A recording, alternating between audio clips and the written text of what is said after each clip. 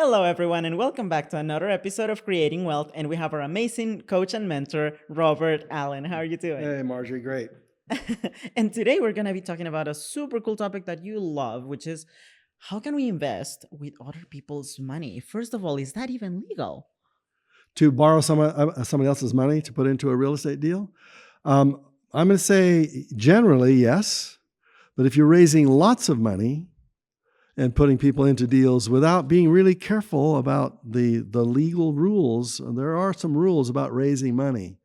If you do, you. What are some of those rules then? Well, just in order to raise lots of money, you have to have certain characteristics, like they have to be a certain number of net worth, have a higher net worth, higher income come in, and you can only show it to like 28 people or something like that. In other words, there are rules about raising money that you need to just kind of become aware of in your city, in your area where you're raising money. If you're going to a friend, and you say, hey, let's join together, let's be partners in this thing, that's different. That's, yes, you can do that. But if you get to be really aggressive and you're raising hundreds of thousands of dollars to put into 20, 30 properties, and you got to be really careful. I've heard of some people who've gone too far and ended up getting their hands slapped big time. Oh, wow. So little investors, beginning investors, ordinary investors, a deal here and a deal there, you're okay. Okay, but just be careful. You got to be careful. And the reason I'm saying, I'm not to scare you away, it's just to let you know that as you grow, you get to be more visible. The more successful you are, the more the government sees you. In South America, or in Australia, they call it the tall poppy syndrome. When that tall poppy gets taller than all the other poppies, somebody wants to cut that poppy off. And so in other words, if you get really good at this, the government will see it and they want to cut you off because especially if you're doing things that are illegal or immoral or unethical, then they want to take you down. That's true. So little things, little deals, a deal here, a deal there. That's how I got started. I joined a club called the Executive Club. I think I've mentioned this before. And this club was a group of people that met every 2 weeks. And we had no socially redeeming value. That was our motto. We're not Kiwanis. We're not some of these other service organizations. We were just networking. It was a networking group. And I recommend that everybody form a group like that. Either form a group or be part of a group. Find out when is there a group of people that are meeting for a networking relationship like that. So in that group, I was the only real estate guy. There was a doctor, there was a dentist, there was an attorney, there was, one from every different type of profession. And so when people would say, Robert, what are you doing with real estate? I'm a dentist. I'd like to buy some property. And I would go, well, Doc, if I find a deal, good, let's do it. So I found a deal. I found a beautiful piece of property, vacant property that had been built up all around with apartment buildings all around it. And there was a pasture in the middle with horses. Like, it was the craziest thing. It was right in the middle of the city. And the owner was a large church organization that had received this as a donation like 50 years earlier. Oh, wow. And it was just part of their assets, and they finally decided they wanted to sell it. And so I happened to be there when the gentleman came into our office and said, I want to get this appraised because I want to sell it. And so my boss said, follow this guy out and ask what he's doing. And I followed him out on the street, just me and him. And I said, what is this? And he said, if you want, I'll give you an option to buy this property, and I'll give you a year to pull it off. Oh. And I went, what's an option? I had no idea what an option was. And he said, you give me 10 grand. We'll lock the price in today. Oh, wow. You don't have to pay any monthly payments. A year from now, you pay me what price that we set today. You got a year to find out other partners and everything else like that. And I said, well, let me think about this, because the problem was I didn't have that kind of cash at that time. I was just getting started. I was a beginner. That's right. But here was somebody who wanted to sell a property. And so he wanted more than I thought it was worth. So I said, I'll give you $200,000 for it. And I'll give you a $5,000 fee as my option Kind of like fee. to lock it down. Exactly. It's an option fee. And that means after the end of the year, the option expires and you lose your $5,000 or you make money from the deal, right? Right. Well, I needed a partner, because I didn't have the $5,000. And what, as you watch all of my videos, you'll start to see that I teach you a way of thinking, and it's creative thinking. It's not traditional thinking. You know, if you go to a real estate office today and you walk in, you're going to find 20 realtors in there. They are pretty much traditional. That means they're going to find a buyer that has 10,000, or 10% down, 5% down, 25% down with their investor. They're going to look for a bank. They're going to find out how to traditionally finance that property. That's not me. Most of the reason that is because most of those deals are retail deals, and I don't do retail. I do wholesale. That means I need to find a highly motivated seller. I need to find somebody that's flexible. That in this case, the church said, okay, we received this for free. It's gone up in value. We think it's, when we received it, it might have been worth $5,000. Now it's worth hundreds of thousands of dollars. Oh, wow. So yeah, we'll take you $5,000. I made him an offer. He wanted 10. I gave him 5. Problem was I didn't have the 5. Oh. Yeah. See, so now we're into creative financing. Mm-hmm. I need a partner. I need somebody who has something I don't have. I found the deal. I negotiated the deal, but I couldn't close on it until I had somebody else. So I went to the dentist and I said, how'd you like to double your money? Oof. I need $5,000. Oh, wow. He says, well, I'm just starting my dental practice and I don't have 5,000 liquid, but I can borrow it from a bank. And I said, go borrow it. Oh, wow. So he had to borrow the money from somebody else, which he gave to me, which I now went to and said, okay, here's your $5,000. And now I have 12 months. If I haven't found another buyer within 12 months, then I lose the $5,000, and I guaranteed to my dentist, you will not lose a dime here. You will not lose a dime. Oh, wow. I'm on the hook for that. I want you to win, and therefore, that's why he trusted me on that. So when we finally did sell the property, we sold it for $275. Ooh. Yeah. I gave him triple his money back, and so he turned his $5,000 into $15,000, which is what investment could he have ever gotten. Right. And then I had to split that profit with my broker. My real estate broker had helped me coach it. And so, yeah, we walked away with a big chunk of money. But it was because the partnership worked because I found somebody who had something I didn't have. Now, we're talking about partners here, borrowing resources. They talk about it. We talk about OPM, other people's money. I want to broaden it out to OPE, OPR. OPE is other people's experience.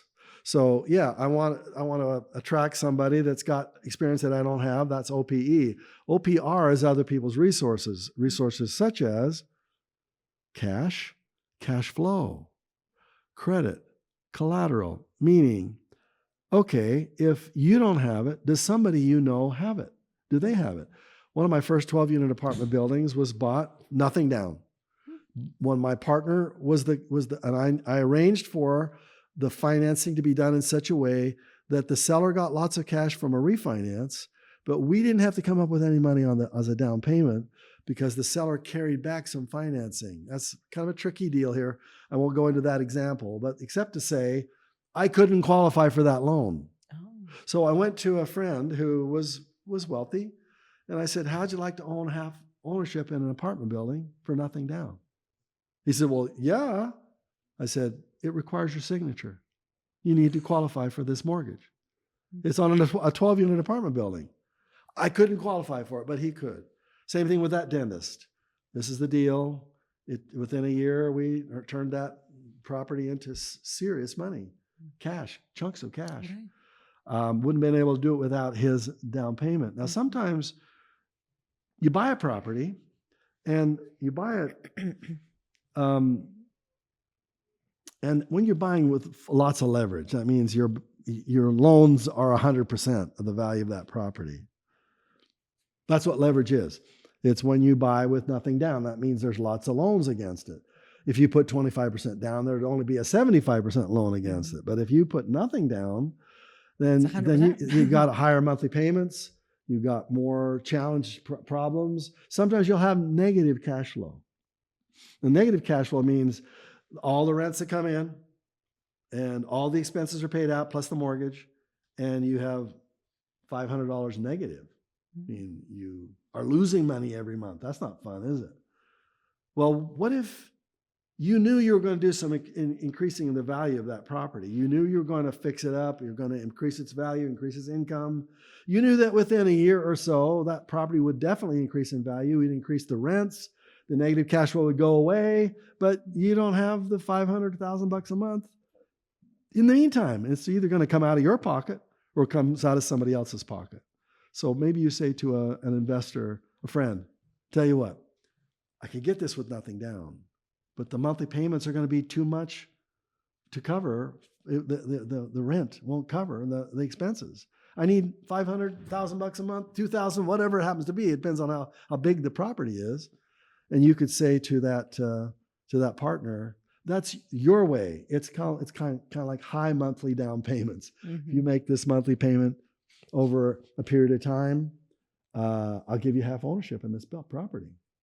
And then you go to work. Maybe you take some of their money also to do some of the fix up, but they cover the cash flow needs, right? Mm-hmm. So sometimes if you don't have it, somebody does. That's the line I want you to memorize. If I don't have it, somebody does. Mm-hmm. How would I find that somebody? How would I find somebody who'd be willing to lend me the resources that I don't have? Well, people are looking for deals. Real estate's hot these days. So everybody's hoping they could get part of a real estate deal. So that's why you network with people. And as I explained to you in this executive club that I belong to, that was, they all knew that I find real estate deals for people. And I found one for the dentist. Now the insurance agent wants me to find them one. And now the doctor wants me to find them one. And so I become the bird dog. That means the guy who looks for deals and then uses other people's resources to buy it. And I get part ownership in it. That's true. So traditional real estate agents, they don't get this because they know that if they take that to a bank, the bank is not going to be happy with that. The bank is going to go, did you borrow your down payment for somebody? Well, we don't like that. We don't like it when you borrow a down payment. That means you're not strong enough yourself to do it by yourself. Mm-hmm. So that means that maybe your partner has to go on the loan with you, and that's okay. In the case with the 12-unit apartment building, my situation was so weak that I didn't apply for the mortgage at all. I didn't put my name on the mortgage. Oh, wow. My partner did all of that. I wasn't even on the mortgage because if I had put on it, it would have weakened the deal. It would have looked worse. Mm-hmm. So I said, you go get the loan. We'll now own the property. You can sell me. As part of the escrow, I end up with an ownership position in this property, which eventually I did sell. I bought him out. Oh. By giving him other investments that he liked, that he wanted, rather than this 12-unit apartment building, because it had some negative cash flow at first. So I bought him out. Therefore, I owned the entire building that we used his credit to buy, and that building eventually increased in value to where maybe $400,000 or $500,000 of my first $1 million came from that one building. Oh, wow. Now, this was a very creative deal, very creative. Most realtors would have never even known how to put that together. And they would have told you that it was not possible to do that. Because when a person is uncreative, and most realtors are uncreative. I'm gonna have some realtors hate me for what I'm gonna say right now.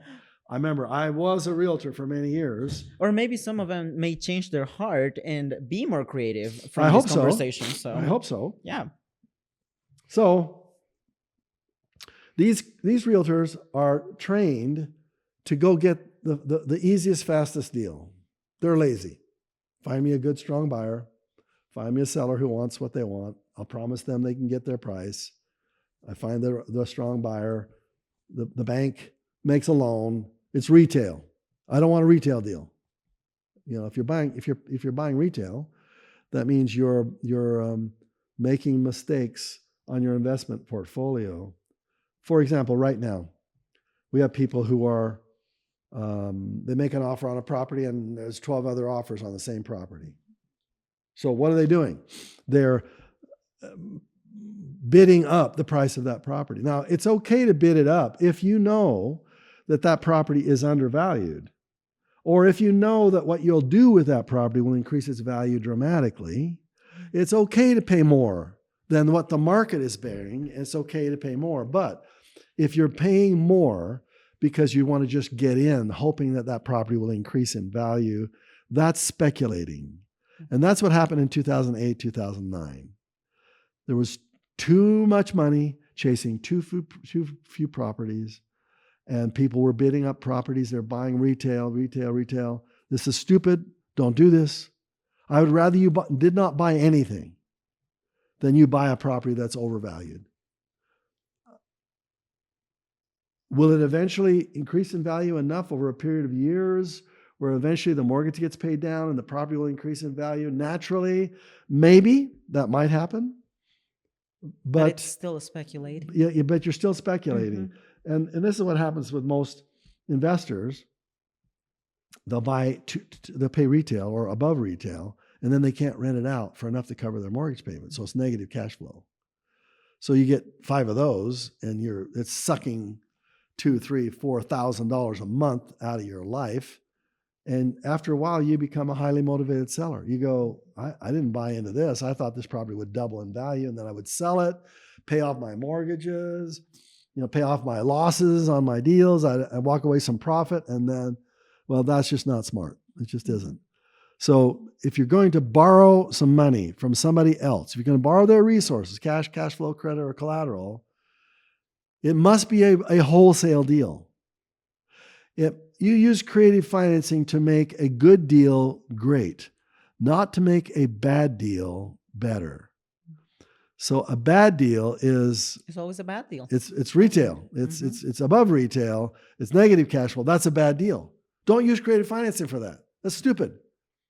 You use creative financing to buy a property that's below the market, where you have a great potential for increasing its value through fixing up, for increasing its revenue, etc.